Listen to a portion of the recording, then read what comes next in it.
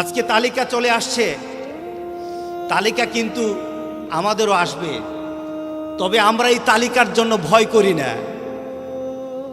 আমরা এই তালিকাতে যেতে প্রস্তুত আছি, কারণ এই তালিকায় যতক্ষণ আমার নামটা না আসবে ততক্ষণ তো আমি আমার মাবুদের সাথে মিলতে পারবো না।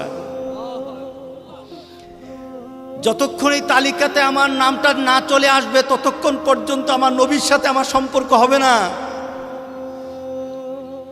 হযরত বেলাল মৃত্যু শয্যায়, হযরত বেলাল মৃত্যু শয্যায়, উনার স্ত্রী কাঁদতে কাঁদতে বলতেছিলেন, ইয়া হুজনা, আহারে কি চিন্তা, কি আমার উপর পেরেশানি চেপে বসছে, আমার উপর কি চিন্তা চেপে বসতেছে, আমার স্বামী মরে যায়, আমার স্বামী দুনিয়া থেকে চলে যায়, আমি কি পেরেশানির মধ্যে পড়ে যাচ্ছি দুনিয়া থেকে। উনি কাঁদতেছিলেন আর বলতেছেন, ইয়া হুজনা, আহারে পেরেশানি পেরেশানি।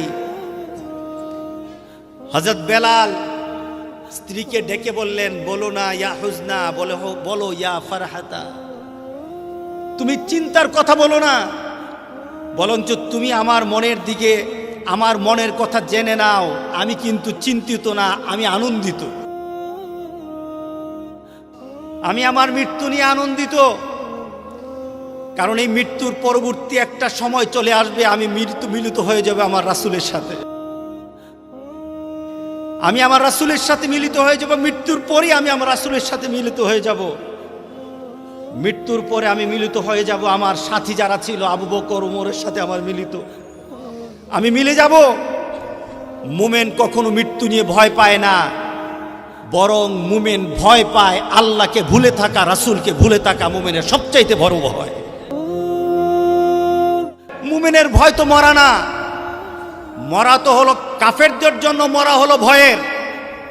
মুমিনের মরা হলো জান্নাতের দরজা দেখার। মুমিন মরে জান্নাত দেখে, আর কাফের মরে বেদনা দেখে। ইমাম গাজ্জালী রাহিমাহুল্লাহ, উনি কবর সম্পর্কে বলতেছিলেন, কবরের আযাব সম্পর্কে, যে কবরের একটা পরিবেশ হবে, কবরটা ভয়ের। উনি বললেন, কবরে যাওয়ার আগেই তো কবরের ভয় অনেকে নিয়ে নেয়,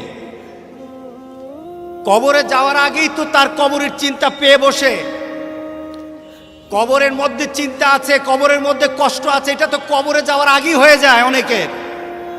আবার অনেকে কবরে যাওয়ার আগেই তার আখিরাতের সুখ স্বাচ্ছন্দ্য, আখিরাতের মজা, আখিরাতের সবচাইতে ভালো পরিবেশটা সে দেখে দেখে মরতে থাকে। উনি বলতেছিলেন, একটা শব্দ আমাদের মধ্যে একটা বহুল পরিচিত আছে, আমরা জানি কবরে গেলে আমাদের কষ্ট হয়, কবরে যাওয়াটা কষ্টের হয়ে যায়। উনি বললেন, তাদের জন্য কবরের কষ্ট তো দুনিয়া থেকেই পেয়ে নেয়, দুনিয়া থেকেই তারা আরম্ভ করে দেয়। যখন সে মৃত্যু শয্যায় চলে যায়, তখন পৃথিবীর তার সম্পদ, তার সন্তান, তার পরিবার, তার ক্ষমতা, দুনিয়ার প্রতি তার ভালোবাসা এমনভাবে সে ছড়িয়ে ছিটিয়ে দেয় দুনিয়াতে, মৃত্যুর সময় তার ভালোবাসা গোটা পৃথিবীর মধ্যে ছড়িয়ে থাকে।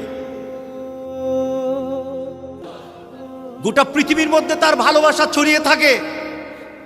তার ভালোবাসা চলে যায় তার বাড়ির মধ্যে, তার ভালোবাসা চলে যায় তার ব্যবসার মধ্যে, তার ভালোবাসা চলে যায় মানুষের কাছে, তার ভালোবাসা চলে যায় তার দুনিয়ার সম্পদের সাথে। দুনিয়া থেকে যখন চলে যায়, ভালোবাসা তো তার সম্পদের সাথে ফিট হয়ে আছে, পারে নাই। যার সাথে ভালোবাসা সেখান পর্যন্ত চলে যাবে, তার সাথে ভালোবাসা করতে পারে নাই, মাবুদের সাথে ভালোবাসা সৃষ্টি করতে পারে নাই, রাসূলের সাথে ভালোবাসা করতে পারে নাই, দ্বীনের সাথে সম্পর্ক করতে পারে নাই। সে যখন দুনিয়া থেকে চলে যায়, ভালোবাসা একদিক, সে চলে যায় আরেক দিক। তখন টানাপড়া, তখন টানাপড়া, তখন তার ভালোবাসার দিকে তার দৃষ্টি পড়তে থাকে, তার বাড়ির দিকে পড়ে, তার সন্তানের দিকে পড়ে, তার স্ত্রীর দিকে পড়ে, তার পরিবার পরিজনের দিকে তাকে পড়ে, তার কর্মীদের দিকে পড়ে, তার মুরিদের দিকে পড়ে।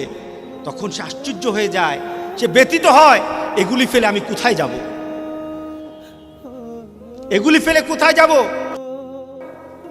তখন তার মধ্যে একটা যন্ত্রণা আরম্ভ হয়ে যায়। যেমন যেমন আপনার থেকে কোনো জিনিস হারিয়ে যায়, আপনার টাকা হারিয়ে গেল, সম্পদ হারিয়ে গেল, আপনার বাবা, আপনার আত্মীয় স্বজন যখন হারিয়ে যায়, আপনার কষ্ট লাগে কি না? টাকা হারালে কষ্ট লাগে না?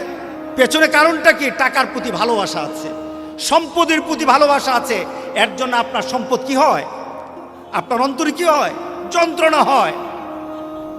তিনি বলতেছেন যে কবরের আযাব বলতে কিছু নাই। আমি মনে করি কবরের আযাব তো তারাই নিয়ে মরে যারা তাদের ভালোবাসাকে দুনিয়ার মধ্যে রেখে তারা দুনিয়া থেকে যায়, তারাই তো কবরের আযাব নিয়ে মরতে থাকে। আর যারা মাবুদের ভালোবাসা নিতে নিতে মরে, যারা মাবুদের ভালোবাসা, রাসূলের ভালোবাসা, দ্বীনের ভালোবাসা নিয়ে তারা দুনিয়া থেকে যায়, তারা তো সম্পদের দিকে তাকায় না, তারা তো মাবুদের দিকে তাকায়। তারা তো মরার আগেই দেখে নেয় আমার জান্নাতটা তো আমার সামনে ঝুলছে।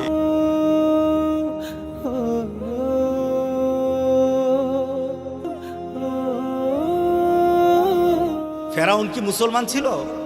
দিনদার ছিল? আল্লাহ চিনেছে? মুসা চিনেছে?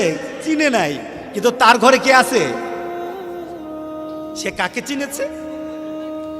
ফেরাউনের তো সম্পদ ছিল, ফেরাউনের তো রাজপ্রাসাদ ছিল, মহল ছিল, তার জন্য, তার স্ত্রীর জন্য সেবিকা ছিল, তার সকল কিছু ছিল, অর্থ ছিল, জৌলুস ছিল।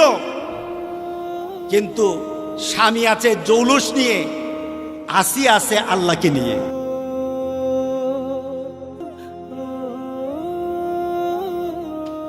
ফেরাউন তার স্ত্রীকে বলল, আমাকে মেনে নাও, আমি তো গোটা পৃথিবীর জন্য রব দাবি করি। আনা রাব্বুকুমুল আ'লা, আমি আমার নীতি তোমার মধ্যে আমি চালু করতে চাই, তুমি আমার স্ত্রী, আমাকে মেনে নাও। আমি আমার নীতি আমার পরিবারে চালু করব, আমি যা বলি সেইভাবে চলতে হবে। আমি সমাজে আমার নীতিকে চালাতে চাই, আমি আমার রাষ্ট্রে আমার নীতি চালাবো। আনা রাব্বুকুমুল আ'লা। দেখুন তো, সে দাবি করলো আনা রাব্বুকুমুল আ'লা, কিন্তু মরার সময় সে দেখে আনা রাব্বুকুমুল আ'লা তো আমি হতে পারি নাই। আমি তো যে দাবি করছি, দাবি নিয়ে যখন আমি মরব, সামনে তো আমার জন্য কোনো এমন কোনো পরিবেশ নাই, সেখানে এমন রবকে দেখতেছি, এমন অবস্থা দেখতেছি, আমার তো বাঁচার উপায় নাই। আমি তো আলা দাবি করেছি, আমি শ্রেষ্ঠ দাবি করেছি, শ্রেষ্ঠত্ব দাবি করেছি, আসলে আমার তো ক্ষমতা নেই। মরার সময় বলে, আমি ঈমান আনলাম, আমানতু বিরব্বি মূসা ওয়া হারুন। ফেরাউন কার উপর ঈমান আনছিল? কিন্তু সে দাবি করছিল কি? আনা রাব্বুকুমুল আ'লা, অর্থাৎ সবকিছু আমার, সবকিছু আমার, ক্ষমতা আমার, পরিচালনা আমার, দায়িত্ব আমার, সকল কিছু দাবি আমার, সম্মান আমার, এছাড়া কারো কিছু করা যাবে না। কিন্তু মরার সময় বলল কি? আমানতু বিরব্বি মূসা ওয়া হারুন। তুমি দুনিয়াতে তুমি অনেক কিছু চিন্তা করতে পারবা, দাবি করতে পারবা, দুনিয়াতে তুমি অনেক কিছু হাতের মধ্যে নিতে পারবা, তোমার পরিবারের মধ্যে অনেক কিছু তুমি চালু করতে পারবা। আল্লাহর কসম, মরার সময় টের পাবা ফেরাউনের মতো সামনে তোমার জন্য কি আছে। দাবি করা যায়, দাবি করা যাবে, কিন্তু মরার সময় টের পাওয়া যাবে। কিন্তু আসিয়া দেখুন, ফেরাউনের ঘরই আসিয়া, তে মরার সময় কি দেখে? উনি মরার সময় কি দেখে? জান্নাত দেখে না, উনি আল্লাহর সাথে কথা বলছে, মরার সময় কথা বলে, আর আল্লাহকে দাবি করে বলে, আল্লাহ তুমি আমার জন্য কি কি করতে হবে, তুমি আমার রুচি অনুযায়ী তুমি আমাকে জান্নাতটা সাজায়া দাও।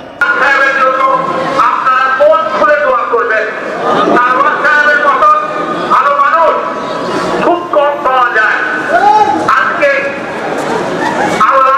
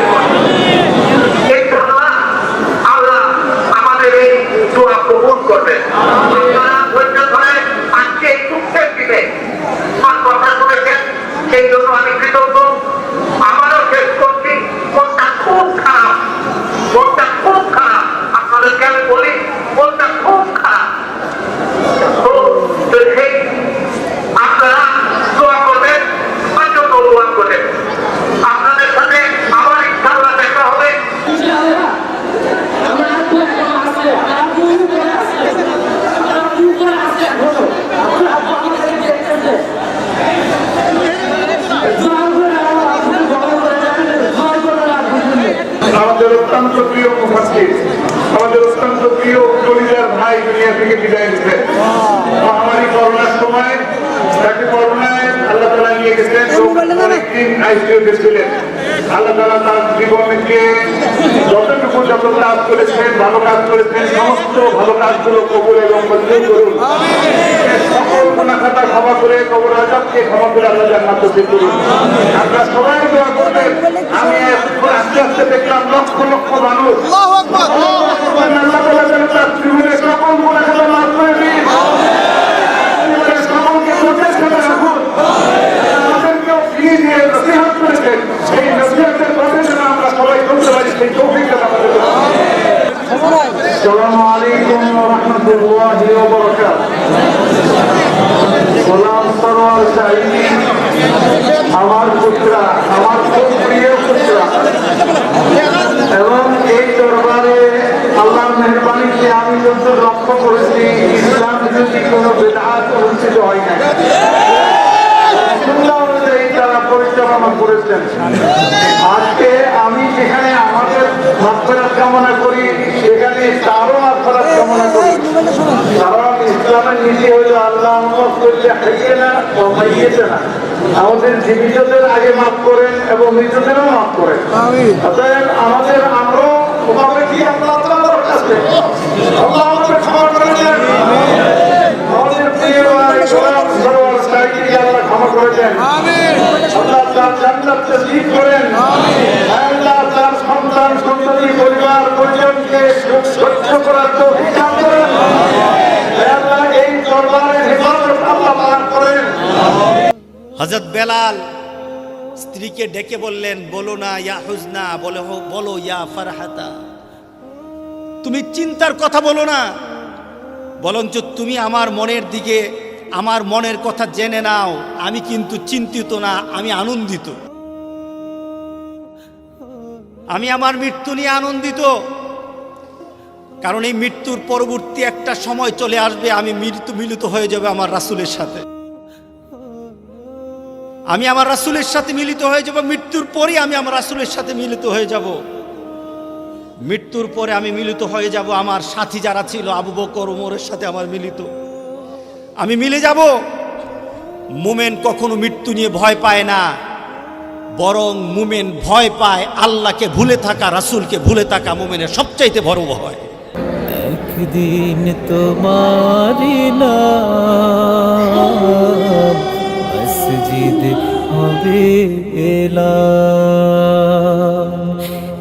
একদিন তোমারি নাম মসজিদ হবে এলান। তৈরি থেকো, তৈরি রেখো কবরের মাল সমান। একদিন তোমারি নাম মসজিদ হবে এলান।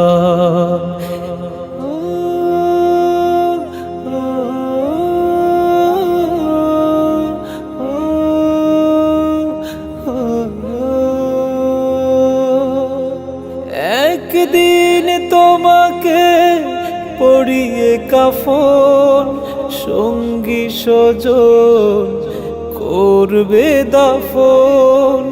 হঠাৎ চলে যাবে আদরের ধন, প্রিয় মা বাবার ভাসিয়ে নয়ন। তৈরি থেকো, তৈরি রেখো সুন্নতি আমলি মন।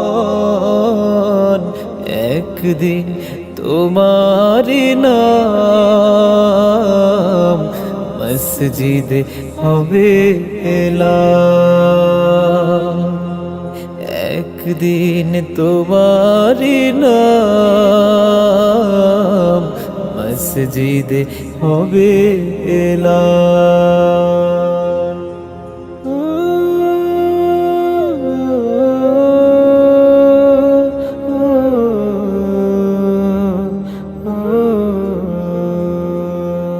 নামে সমন জারি হলে করবে আটক, বন্ধ হয়ে যাবে জীবন নাটক।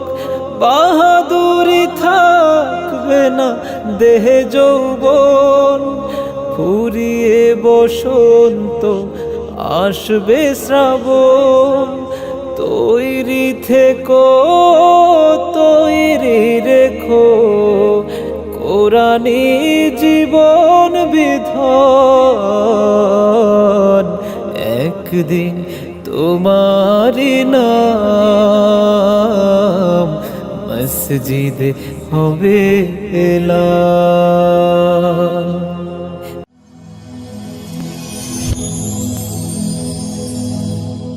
Rose TV 24. Enjoy by listening to the Holy Quran.